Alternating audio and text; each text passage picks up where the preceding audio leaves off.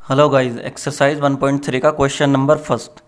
और इसने पूरे 10th क्लास के स्टूडेंट के दिमाग में दम करके रख रखा है, नाक में दम कर दिया। इसमें बोलते हैं ना कि भाई ने परेशान कर दिया इस क्वेश्चन ने। और इस क्वेश्चन को मैं इतना इजी बना दूंगा तुम्हारी आंखों के सामने, तुम हैरान रह जाओगे। बस हमेशा ध्यान रखना, जितने भी ये क्वेश्चन होते हैं ना, prove that this is irrational, उन्हें हम किस मेथड से सोल्व करते हैं? उल्टा मेथड से।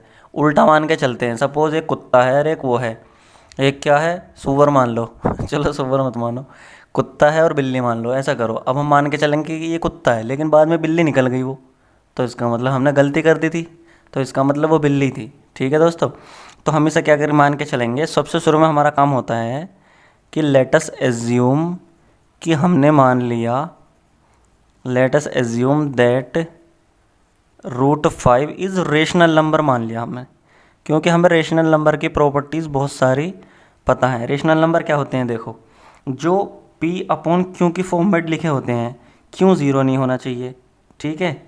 और जो P एंड Q आर को प्राइम होने चाहिए। अब तुम कहोगे भैया यार को प्राइम का मतलब समझा दे आज ढंग से। को प्राइम का मतलब होता है कि जिसके which do not have common factor, जिसके कॉमन फैक्टर ना हो, डोंट हैव कॉमन फैक्टर। या एक बात याद रखो अपनी भाषा में, कि जो अब कट ना सके बिल्कुल भी, जो इससे ज़्यादा ना कट जाए। जैसे सपोज़ करो 2/3 है, ये रेशनल नंबर है। सपोज़ करो 4/6 होता, तो मैं इसे कैसे काट देता? 2 दूनी 4, 2 तिया 6। तो ये कहना चाह रहा है भाई, ये इस फॉर्म में नहीं होना चाहिए, 4/6 नहीं होना चाहिए, कट ना जाइए, क्योंकि इसके तो कॉमन फैक्टर रहेंगे। इसे लिख देंगे 2 × 2, 6 को लिख देंगे 2 × 3। देखो, एक कॉम ऊपर 2 भी है, नीचे भी 2 है, तो इस तरह से फैक्टर नहीं होना चाहिए कॉमन। समझ में आ गई बात? आज बात समझ में आ गई होगी भाई पूरी की पूरी। चलो, अब जब मान लिया हमने रेशनल है, तो देयरफॉर, तो √5 को हम कैसे लिख सकते हैं? P/Q की फॉर्म में लिख सकते हैं, बिल्कुल लिख सकते हैं।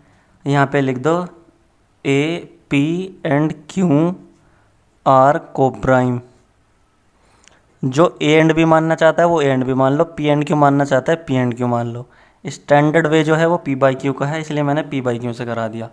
ठीक है दोस्तों, अब आते हैं, अब क्या करो फटाफट से, √5 × Q = P। अब स्क्वायर कर दो दोनों तरफ जल्दी से, ये हो जाएगा 5Q² = P²। यहाँ पे लिख दो squaring on both side, squaring on both side.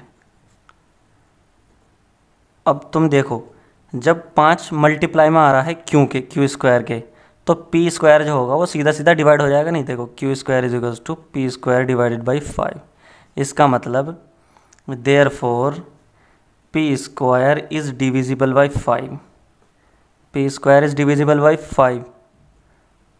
और जब P² डिविजिबल बाई 5 है, तो इस P भी डिविजिबल होगा। अब तुम कहोगे ऐसे कैसा होगा? बिल्कुल पहले पेज पे एक थ्योरम लिखा रखी है, थ्योरम 1.3 बता क्या कह रही है? कि अगर B² is divisible by A, B² अगर A से डिवाइड है ना, तो जो इसके भैया होंगे छोटे B, वो भी डिविजिबल होंगे A से। थ्योरम ने सीधा सीधा कह दिया है कि अगर B² A से डिवाइड हो रहा है तो B भी डिवाइड होगा A से। ठीक है, तो हमने यही करा। देखो, ये 5 से डिवाइड हो गया क्योंकि 5 कॉमन में है। जब अब देखो 10 है, तो 10 को मैं क्या लिख सकता हूँ? 2 × 5। तो इसका मतलब 10 जो है वो 5 से डिवाइड हो जाएगा आराम से। तो ऐसे ही ये मल्टीप्लाई में है ना, 5 गुना ये, तो P² 5 से डिवाइड हो रहा है। चलो, अब आती है बात, ये संगवा के रख लो।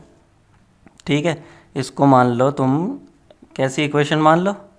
फर्स्ट मान लो इसे। चलो, अब आता है क्या? अब जब 5 से डिवाइड हो गया तो Q² = B²। अब जब P डिविजिबल है 5 से, तो P को कैसे लिख सकते हैं हम? P = 5 इंटू कुछ भी इंटीजर में, इंटू C, कुछ भी लिख लो। जैसे ये था, देखो 10 डिविजिबल था 5 से, तो 10 को मैं क्या लिख सकता हूँ? 5 × C या 5 × 2। C की जगह कुछ भी हो सकता है। C is any integer, C is any integer. अब क्या करो, इस वाली को फटाफट P = 5C को कहाँ कर दो? पुट इन फर्स्ट में पुट कर दो।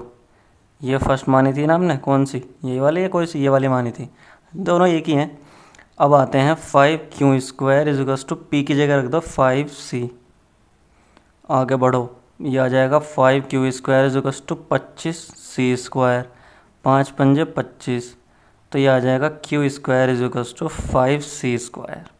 अब यहाँ से क्या पता चला, यहाँ से पता चला देखो क्यू स्क्वायर जो है वो 5 से डिवाइड हो रहा है, यानी कि Q square divided by 5 is equals to c²। ठीक है, therefore Q square is divisible by 5। और जब क्यू डिवाइड करता है therefore Q is also divisible by 5। ये पूरी लाइन लिख देना इसके नीचे।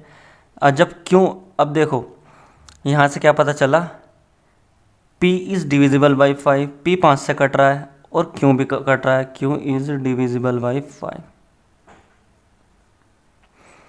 लेकिन हमने शुरू में माना क्या था, हमने शुरू में माना था कि P and Q are coprime, यानी कि किसी चीज़ से कटेंगे नहीं। अब ये पहले यहाँ बताया था तुम्हें, तो हमने तो यार ये तो अब ये तो कुछ का कुछ आ रहा है। इसका मतलब ये जो गलती आई है ना, ये जो गलत आई है, P is divisible 5, Q is divisible, therefore अब तुम लिखना therefore P and Q have a common factor.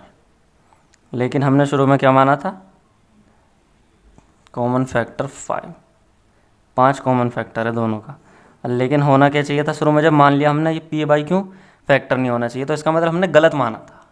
इसका मतलब हम गलती पे थे, हमने उसको रेशनल मान लिया। देयरफॉर ये जो कंट्राडिक्शन आया ना, कंट्राडिक्ट मतलब अलग अलग बात, माना कुछ और आया कुछ और, तो कंट्राडिक्शन बोलते हैं उसे। दिस कंट्राडिक्शन इज अराइजन, ऐसे ही लिख देना बिल्कुल full marks, due to our, हमारी रॉन्ग एजप्शन, जो हमने गलत चीज़ मानी थी, तो हमने गलत माना था वो। इसका मतलब देयरफॉर √5 इज इर्रेशनल नंबर है। इर्रेशनल ही है भैया, वो रेशनल पेशनल नहीं है।